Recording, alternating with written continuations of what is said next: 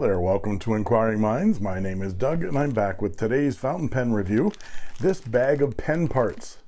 Because today we're going to build our own fountain pen from cheap Chinese parts, like many big brand names do. You've heard of Build-A-Bear? Well, this is Build-A-Clone. I'm going to show you how to order a personalized bag of pen parts to assemble your own Wing Sung 601 fountain pen. I'm also going to talk about Wing Sung's reinvention of what I consider one of the best fountain pen filling systems in the world, Parker's Vacuumatic. So let's build a pen together right now.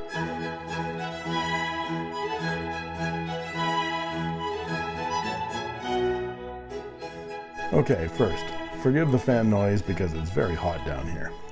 I usually go over the parts and features of a pen for a review, but this time we're just looking at the parts first because they're in a bag. If you wish to jump straight to the assembly, just skip ahead using the chapters at the bottom of the screen. So let's dump out the contents of this bag and see what we've got.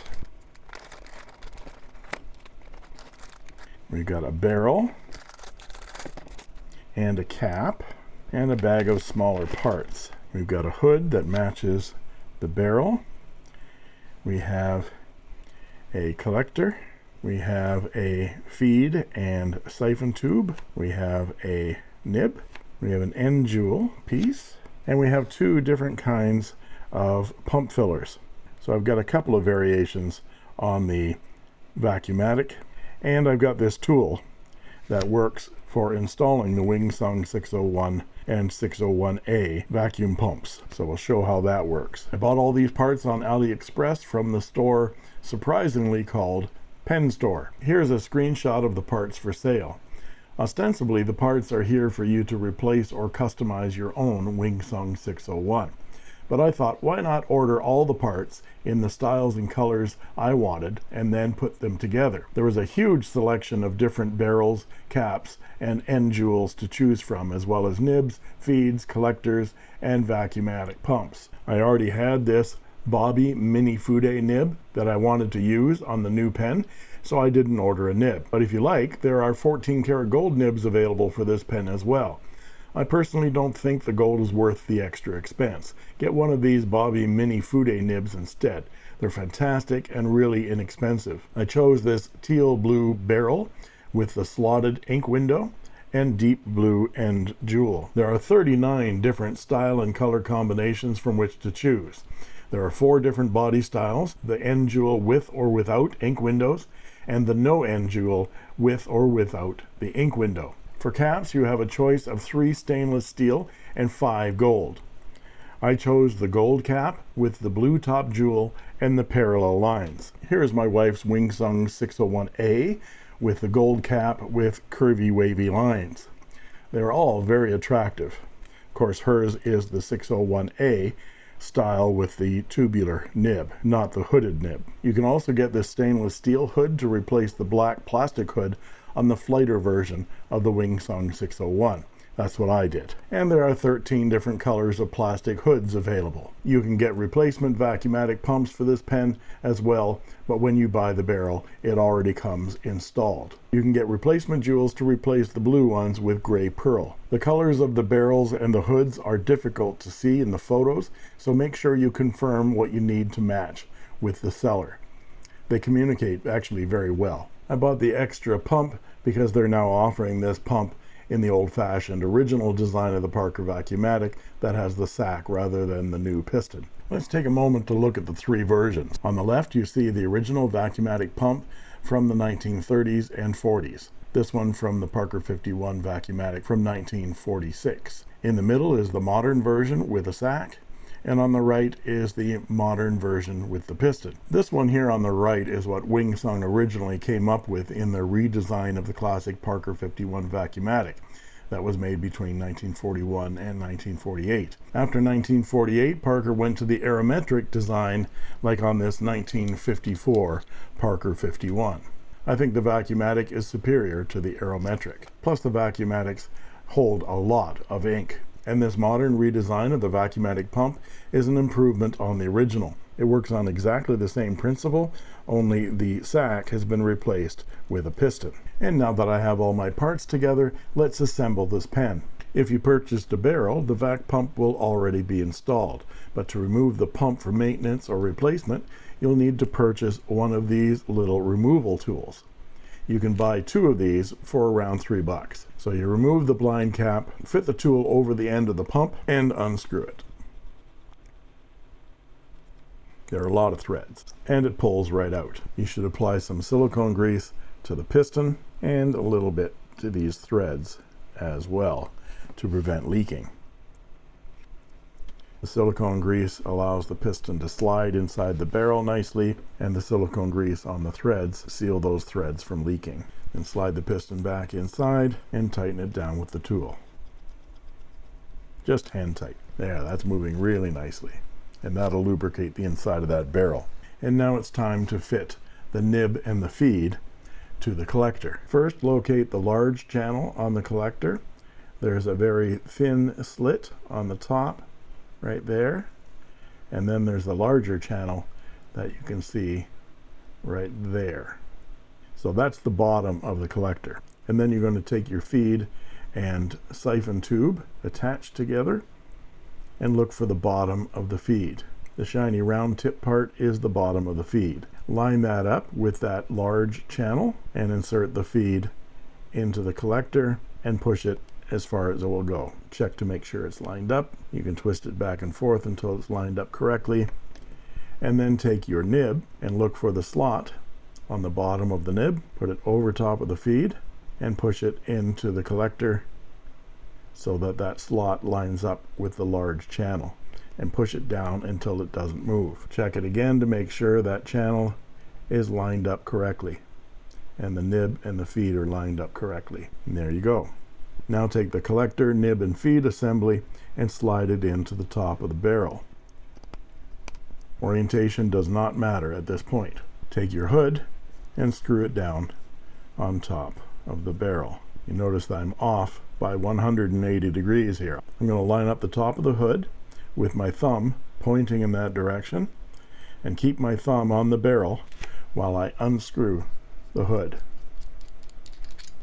Then I'm going to turn the collector feed assembly until it's roughly lined up with my thumb. Put the hood back on again without moving my thumb. Note any discrepancy. I'm off just by a tiny bit. Just twist it just a tiny bit and put the hood back on again until it's tight, and I had to turn it just a slight bit more. Check alignment all the way along, the hood back on, and it's perfect. Now that I've got it perfectly aligned, unscrew it one more time, add a little bit of silicone grease to these threads, again just to these threads and to that silicone O-ring that's right there. Don't get any of this silicone grease on the collector at all, or it will inhibit ink flow. There. Our blind cap back on, and the cap, and we're ready to go. Now, if you need to replace a cap or a end finial jewel, here is a method for doing that. Get yourself a bit of rubber mat or a rubber elastic and a card. Slide the card under the clip like that so you don't scratch the barrel as you're twisting this clip. So I'm just going to grab a little mat here, try to unscrew, and loosens that top jewel. See how loose the clip is now? I keep that card in there while I unscrew the jewel. Sometimes the rubber mat helps to turn it. There we go. And you can get replacement clips as well from that same website. That will loosen up the cap liner inside there, and you can't get that cap liner out unless you take that clutch out of there, and I don't recommend you do that. To reassemble that again, take a regular pencil, push it into the cap to keep the cap liner at the top, drop the jewel into the clip, and then pushing on the pencil, turn the jewel until it starts to thread. Then put that card back under the clip to keep it from scratching. And using pushing motion on the pencil and pushing motion on a rubber mat, tighten that down. There. And it's back together again. You do the same thing with the end jewel and a rubber mat. Should be able to unscrew that jewel from the end and replace it. Now let's ink up the pen and see how it writes. I'm going to use my favorite blue ink, Iroshizuku Konpeki, but first I'm going to measure the weight of my pen in grams, so when it's full I can weigh it again and find out the ink capacity in milliliters. Okay, so this pen weighs 22.1 grams. So we remove our blind cap and we immerse the nib in the ink. We press down on the vacuumatic filler and we should hear bubbles.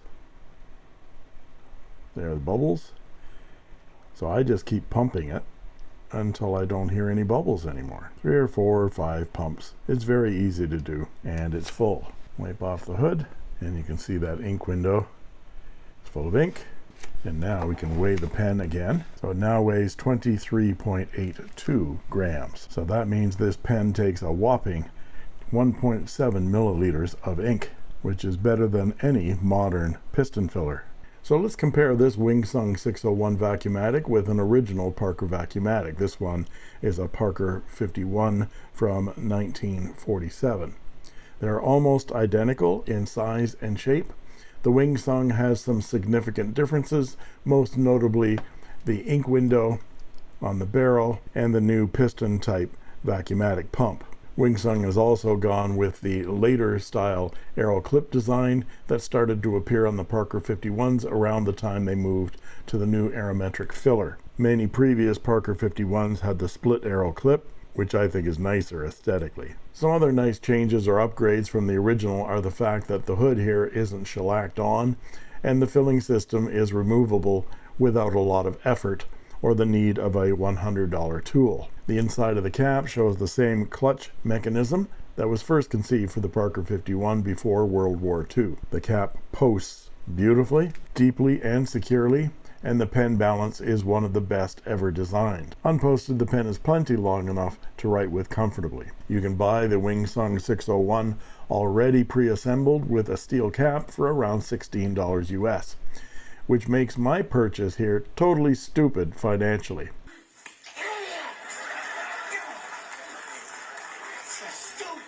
It makes more sense, of course, to buy the pen in the style close to what you want and then replace the parts that you do want. If you wanted a gold cap version, they sell for $32 US complete. But you can get the caps separately or even get a gold nib or change the color of the top or the bottom jewels. You can get the flighter version of the pen and buy the stainless steel hood for it separately. You can also get the Wingsung 601A with either a tubular nib like this one or with an open number 5 size nib. You can get a stainless steel section for the 601A as well. So lots of choices. So let's look at some comparison measurements and I'll be back to try the new pen with some writing samples.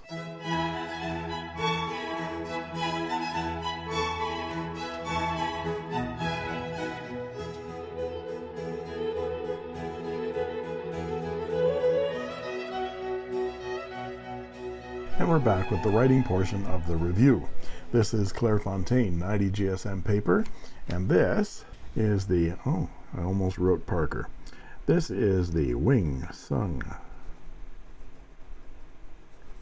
601, and it has a fine steel mini fude.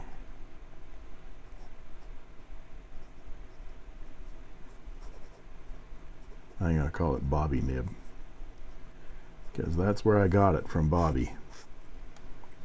Not his real name, by the way. And let's check the wetness. It's decently wet, and it's very smooth. And because it's the Mini Fude or Waverly style nib, with the slightly upturned tip. It has some natural line variation that's very subtle, but I love it a lot. And it's very similar to the fine Pen BBS nibs. Here is a Pen BBS 308 in Niangao with a fine steel mini fude, slightly upturned nib. And you can see how similar they are when you look at them up close. In fact, the bobby nib is bent quite a bit more than the Pen BBS. And the ink today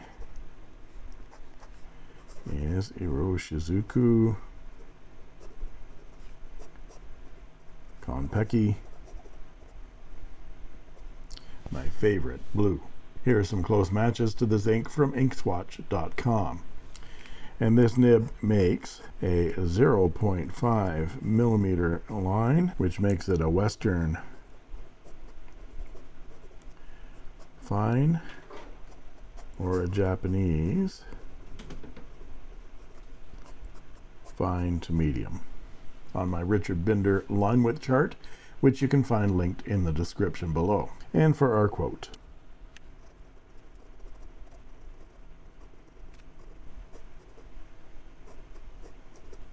and for some reverse writing, it's actually not too bad. Very dry, very, very thin. And some quick writing.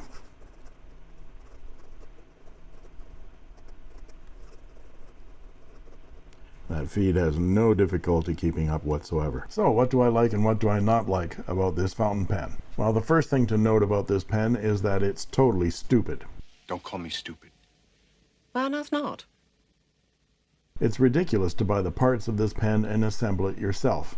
It almost doubles the price of the pen. But that isn't why I did this. I did this to show how all the parts are available and how simple it is to take this pen apart, replace any part you want, and customize it for your own.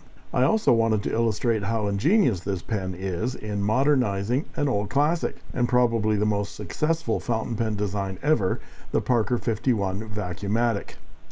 This Wingsung 601 is a workhorse. I've had my 601 Flighter for almost 3 years now, and it sits on my desk and is never without ink. It is built like a Mack truck, and I can take it anywhere with confidence. Wingsung has made a number of variations of the Parker 51 as well.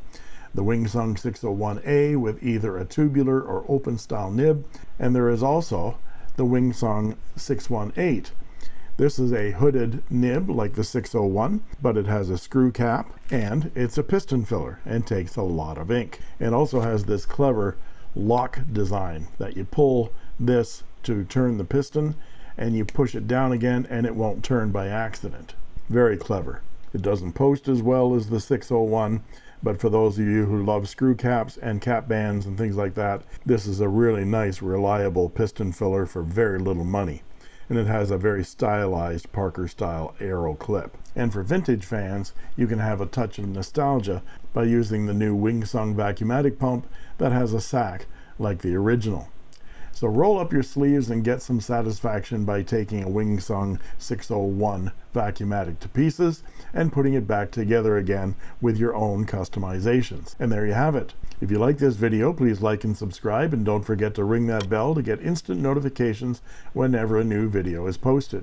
You can also join as a member of my channel for only 99 cents, and I guarantee I'll answer your comments in the comment section, and you'll get cool emojis, badges, and sneak peek unboxing videos as well. And that just leaves it for me to say thank you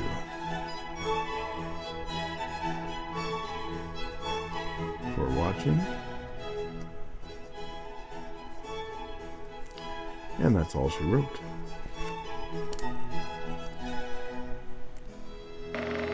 I made this.